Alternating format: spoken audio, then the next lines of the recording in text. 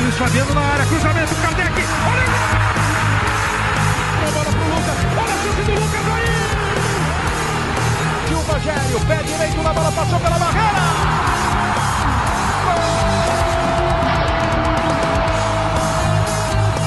Salve, salve família classificada tricolor para as semifinais. Sejam muito bem-vindos a mais um vídeo aqui do canal. O vídeo de hoje a gente vai falar de Orejuela, vamos falar de Aloysio Boi Bandido, vamos falar, é lógico, desse jogo, dessa goleada do São Paulo para cima no São Bernardo. Antes de mais nada, quero lembrar aqui a você para se inscrever no canal do Barbudão. Se inscreve no canal aí, que aqui tem vídeo novo todos os dias com todas as notícias atualizadas. Aqui também tem resenha, tem tudo que você tem que saber a respeito do nosso tricolor. Então se inscreve no nosso canal aí, não esquece de ativar o sino. Ativar o sino é muito importante para você sempre ser notificado quando tiver um vídeo novo aqui na plataforma disponível para você. Também vou pedir para você deixar o seu like é muito importante para a divulgação do nosso vídeo aqui na plataforma do YouTube. Sempre lembrando para você que se você ainda não tem sua conta na Sportbet.io, crie sua conta, eles são nosso patrocinador oficial do Barbudão aqui em todas as redes sociais. Então crie sua conta na Sportbet.io. A especial da IO que eles colocaram ontem deu green, deu bom, o São Paulo ganhou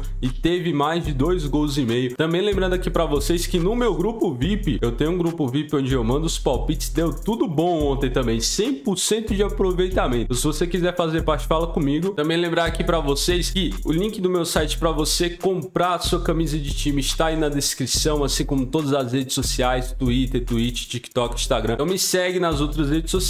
E vamos lá, vamos começar falando de Luiz Orejuela, porque ele tinha ido para o Grêmio que tinha levado uma pá de jogadores aí do São Paulo, tinha levado Benítez, Bruno Alves e Orejuela não deu certo lá, a diretoria dos caras não aguentava mais, a torcida do Grêmio não aguentava mais e por isso eles decidiram rescindir o contrato de empréstimo com o jogador, que será repassado para o Atlético Paranaense, como informa o nosso amigo Gabriel Sá da Jovem Pan. E aí a gente tem que desejar o melhor para o atleta, porque ele continua sendo ativo do São Paulo, ele foi repassado para o Atlético Paranaense com opção de compra fixada em 50% dos direitos econômicos, no valor próximo ali de 13 milhões de reais. Então o jogador poderá ser comprado pelo Atlético Paranaense, por mais que a gente ache isso hoje impossível. Vou lembrar para vocês que o São Paulo ele já fez uma coisa parecida, ele emprestou o Elinho com opção de compra para o Red Bull Bragantino. Aqui ninguém mais aguentava o Elinho, ninguém via essa margem desse jogador ser vendido por mais de 20 milhões e ele foi.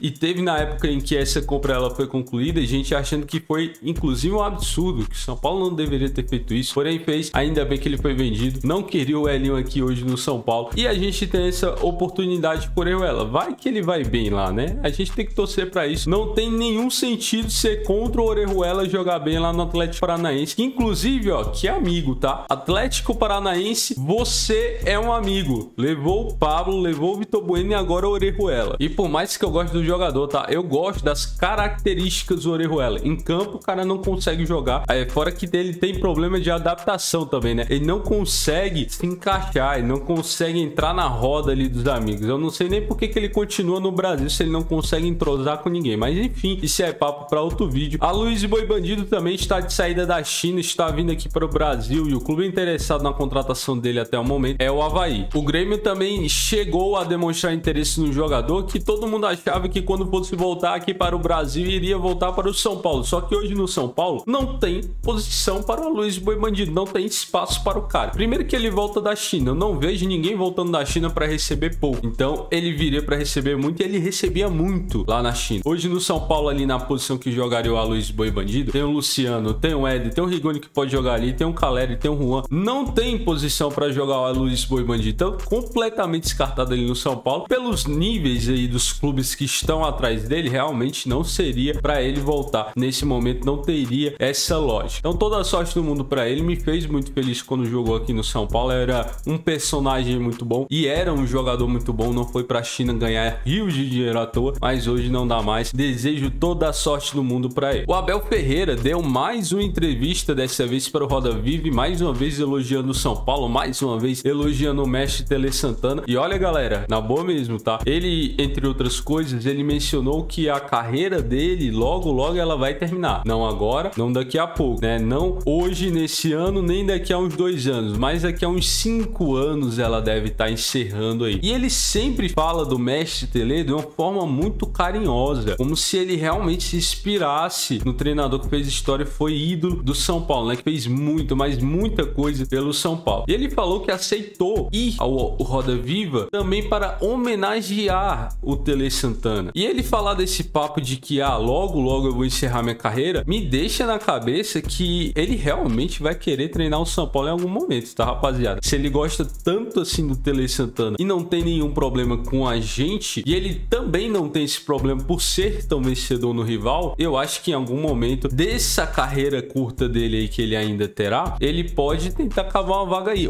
Abre o olho, Rogério Ceni, tá? O Rogério Ceni, eu não tenho dúvida que também ganhará título por aqui, mas se ele cair um dia, ou se ele sair para um time melhor, ou seleção brasileira, ou time na Europa, o Abel Ferreira pode chegar a ser um dos contatos, tá, rapaziada? E vamos lá, vamos falar desse jogo de ontem, porque o São Paulo goleou 4-1 o São Bernardo, né? A galera tava tranquila para esse jogo. Essa tranquilidade, ela só foi até o momento que começou o jogo. O Jandré, ele teve que fazer uma defesa para salvar o São Paulo. O São Bernardo se mostrou que não era um time nada bobo. Até os 5 minutos do segundo tempo, o jogo tava um 0 a 0 muito perigoso pro São Paulo, que não conseguia fazer gol. O goleiro dos caras virou o Manuel Neuer, assim como vários outros goleiros, quando enfrentam o São Paulo, viram o Manuel Neuer também. E tava difícil, tava me preocupando. Tava se desenhando um clima terrível ali no Morumbi. O Rogério Ceni, na minha opinião, ele erra claramente a escalação, tá? Não é porque o resultado tá vindo, não é porque eu apoiei, não é porque a gente tá indo bem em classe que a gente tem que passar pano para o Rogério Ceni. Ele erra na escalação. Claramente, ao escalar Éder junto com o Luciano ali no ataque, ele erra na escalação. Ele poderia ter colocado o Éder junto com o Caleri, eu poderia ter colocado o Luciano junto com o Caleri, enfim, mas ele coloca o Éder junto com o Luciano. Luciano, eu não acho que jogou mal. Ele cria diversas oportunidades. Eu acho que ele finalizou mal. Ele tem que ter um pouco mais de capricho nessa finalização, porque, pelo amor de Deus, dos gols que ele perde, que você vai ver o replay, é um chute forte, o goleiro foi bem, lógico, tem que ir bem para não tomar um gol desse, mas você também tem uma displicência, um pouco de displicência do Luciano. Poderia ter chutado um pouco mais no cantinho. A bola não vai tanto no cantinho, por isso que o goleiro se consagra o goleiro desse jeito, entendeu? É a mesma coisa a gente falar do chute lá que o Pablo Maia dá no primeiro tempo de fora da área, que ele pega uma pancada, pega na veia, mas vai no meio do gol, o goleiro não vai tomar um gol desse. Então tem que ter um pouco mais de capricho, mirar um pouco mais no canto. Eu sei que é melhor chutar no gol do que não chutar no gol, mas tem que chutar um pouco mais no canto aí para ser artilheiro. Ontem, pelo menos, se o Luciano faz 3 gols, não seria nenhum absurdo. O time do São Paulo cada vez mais, e como eu tinha falado para vocês, vai demonstrando mais e mais repertório, vai conseguindo ali encontrar espaço cada vez mais. Aquela imagem do meia armador que a galera queria, que era muito colocado em pauta por conta do Benítez, que acabou não ficando no São Paulo, vai se mostrando cada vez mais inútil, porque o São Paulo, ele com jogadores físicos, com jogadores que fazem o papel, com jogadores que preenchem os espaços, não torna necessário a vinda de um meia armador de criação. Ali você tem o Nestor, que articula muito bem. A gente também tem o Gabriel Sara, que tá contundido e também articula muito bem. E como o Rogério Ceni defendeu, o Igor Gomes também trabalha isso bem. Ontem ele não foi bem, ele tecnicamente está mal, mas sério, rapaziada, até pelo que falou o Rogério Ceni, se você não viu o que o Rogério Ceni falou, ele basicamente falou: todos esses jogadores de Cotia, o Wellington, Igor Gomes, Nestor, Gabriel Sara, Juan, Marquinhos, eles precisam do nosso apoio, porque nenhum time do Brasil tem um elenco assim muito bem servido de jogadores com potencial tão grande que nem esses. Porém, galera, se vocês forem pensar, qualquer profissional que você coloca uma pressão absurda e você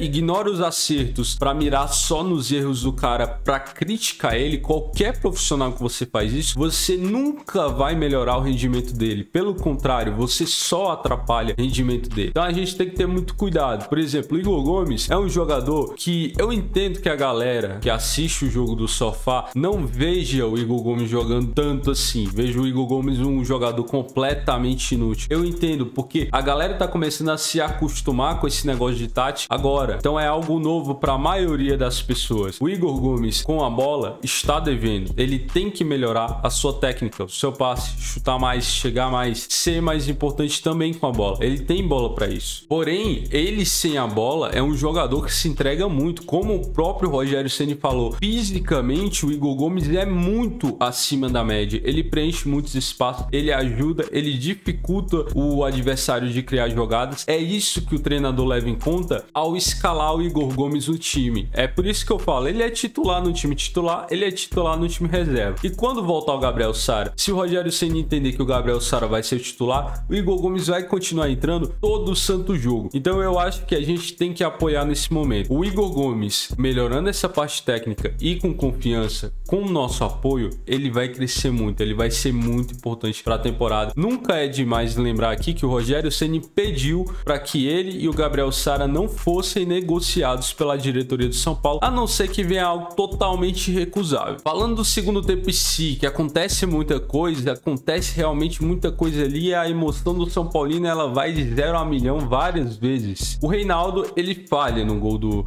São Bernardo. Ele erra ali 2 vezes no lance, ele era para ter recuado a bola, ele demora para recuar, os caras roubam a bola dele, porém eu acho totalmente exagerado cancelar o Reinaldo por causa disso. A temporada do Reinaldo até aqui ela é boa. A média de acerto de cruzamento dele é maior do que a de todos os laterais que a galera gosta aí em todo o Brasil, né? A galera que gostava de falar de cruzamento, não tem ninguém que tem uma taxa de acerto do cruzamento melhor do que o Reinaldo sendo lateral hoje. Muito menos no São Paulo. Quem tem no São Paulo não é lateral, é só o Nicão que tem uma taxa de cruzamento melhor do que ele. Ele erra no lance. Os jogadores eles tentam articular um ataque ali para o São Bernardo, só que eles erram, eles são desarmados. Só que pelo bate-rebate a bola acaba sobrando limpa. Esse bate-rebate não é culpa do Reinaldo. Esse bate-rebate ele acontece, faz parte do jogo. Então eu acho totalmente desnecessário culpar o Reinaldo no lance desse e cancelar o Reinaldo. Ele errou.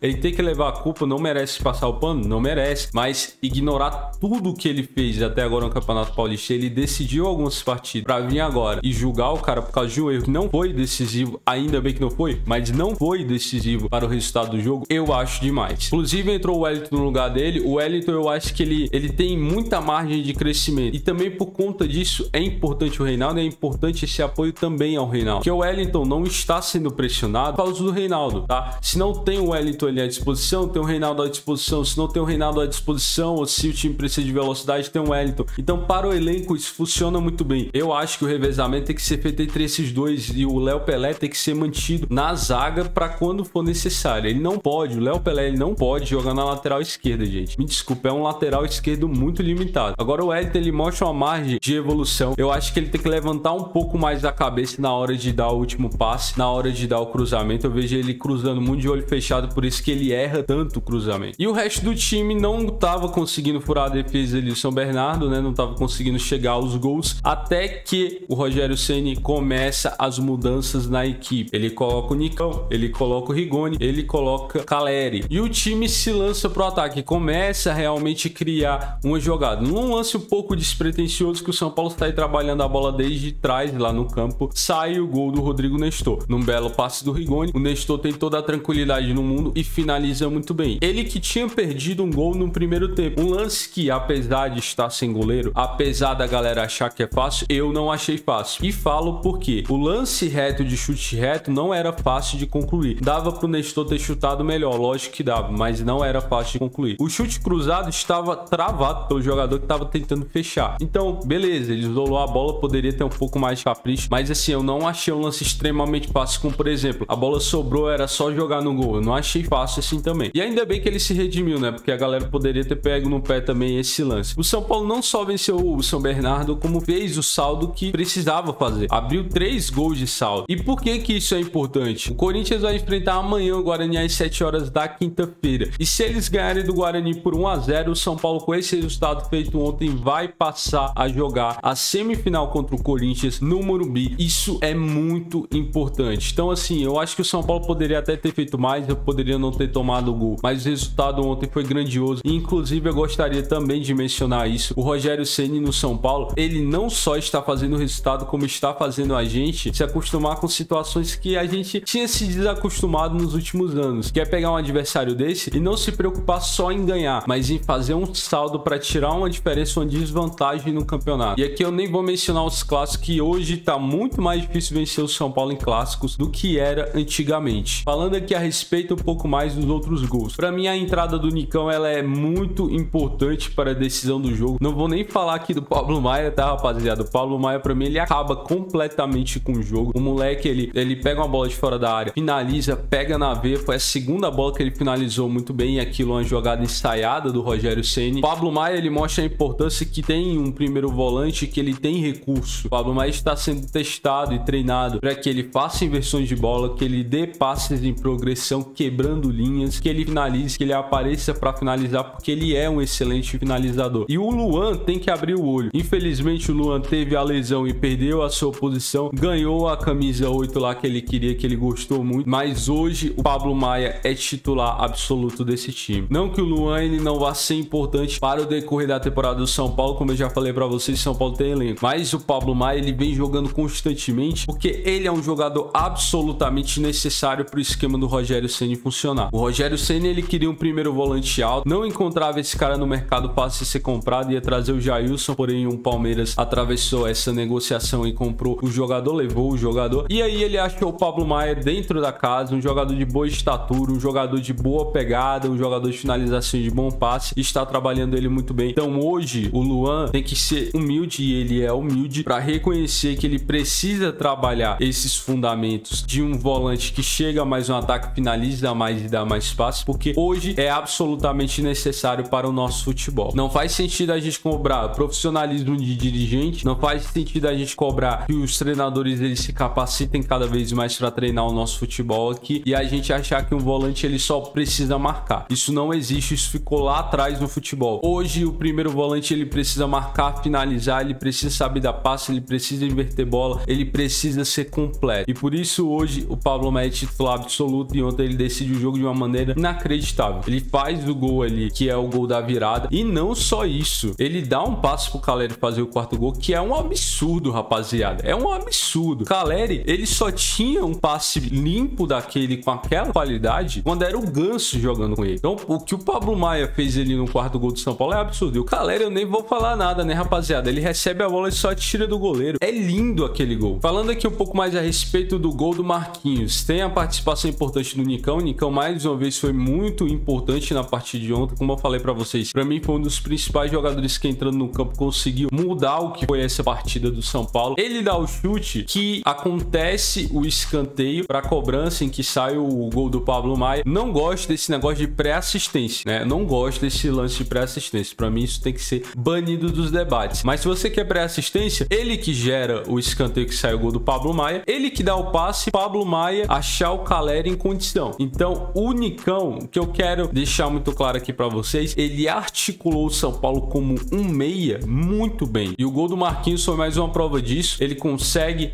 fazer bem a parede, ele deixa a bola ali pro Marquinhos na velocidade, esticar a bola ali na frente, fazer uma bela finalização. Que lindo tapa foi aquele do Marquinhos para fazer o terceiro gol do São Paulo. E a gente passa do São Bernardo. O time ele mostra a evolução. Nós certamente vamos para uma semifinal contra o Corinthians, podendo realmente passar, seja no Morumbi, seja na impressora lá deles. A gente tem futebol para passar hoje do Corinthians. Mas o recado que fica nesse jogo é claro: confiem no Rogério Ceni, apoiem os jogadores do São Paulo, apoiem Cotia e vamos confiar que dá para trazer esse título paulista, o bicampeonato, que nesse momento ele é muito importante. Muito mais do que uma premiação, muito mais do que só ter mais um paulista na sala de troféus. Esse título para o São Paulo representa uma confiança enorme, representa um início de trabalho do Rogério Ceni muito bem feito, de um treinador que tinha sido muito criticado, um treinador que consegue dar a volta por cima e consegue fazer um excelente trabalho e consegue mostrar uma evolução para essa equipe, uma luz ali no fim do túnel para esse São Paulo que parecia que teria um 2022 ruim e começa de uma forma muito promissora. Se você gostou do vídeo, meu amigo, deixa o like, se inscreve no canal, comenta aí embaixo as suas impressões do jogo, o que você achou das notícias também. Muito obrigado por assistir, tamo junto e até o próximo.